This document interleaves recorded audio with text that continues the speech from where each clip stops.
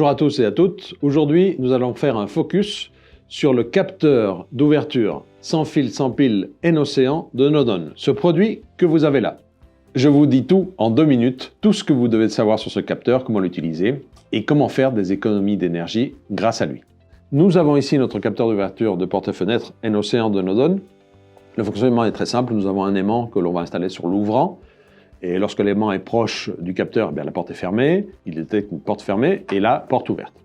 Si je retourne le capteur, on a derrière un petit couvercle que l'on peut faire coulisser. On le fait coulisser, on le retire et qu'est-ce qu'on constate? Qu'il a un emplacement pour une pile. Et pourtant, c'est un capteur sans pile. Alors, pourquoi un emplacement pour une pile? Au cas où on aurait à l'utiliser dans une chambre, dans une pièce, on va dire plutôt, qui serait totalement obscure 24 heures sur 24.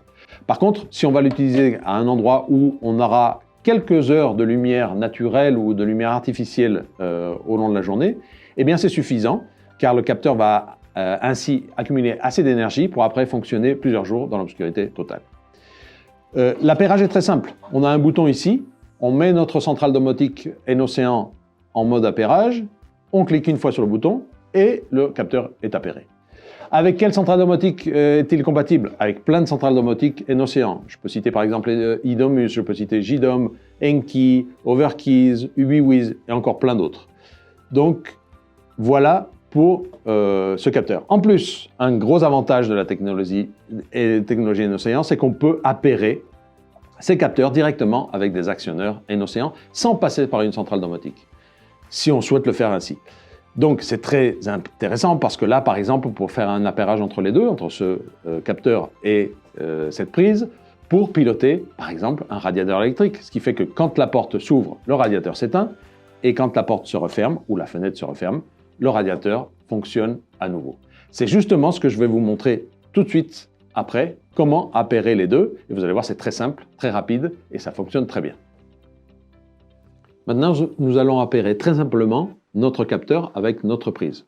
Je commence par la prise. Je vais la mettre en mode appairage. Pour ça, c'est très simple. J'appuie sur le bouton pendant quelques secondes jusqu'à ce qu'il commence à clignoter. Une fois qu'elle clignote, je lâche le bouton. Je prépare mon capteur. Je mets l'aimant par-dessus. Je vous expliquerai après pourquoi. Et puis là, j'ai le bouton d'appairage. Je vais appuyer sur le bouton d'appairage. Et donc, l'appairage est fait puisque la prise ne clignote plus. Voilà. Maintenant, si j'ouvre la fenêtre ou la porte, la prise et donc le radiateur s'éteint. Si je ferme la porte ou la fenêtre, le radiateur fonctionne de nouveau. Dernière petite remarque, pourquoi est-ce que j'ai fait l'appairage avec l'aimant sur le capteur? Eh bien, c'était pour avoir justement cet effet-là. C'est-à-dire que quand on ouvre la fenêtre, la prise s'éteint et quand on referme la fenêtre, elle se rallume. Si je l'avais fait l'appairage sans l'aimant, on aurait justement l'effet inverse. C'est-à-dire que lorsqu'on ouvre, on aurait la prise allumée et lorsqu'on ferme, la prise éteinte. Voilà, vous savez tout sur ce capteur. Et là, vous avez une solution très économique, très simple, avec seulement 2 produits pour faire des économies d'énergie.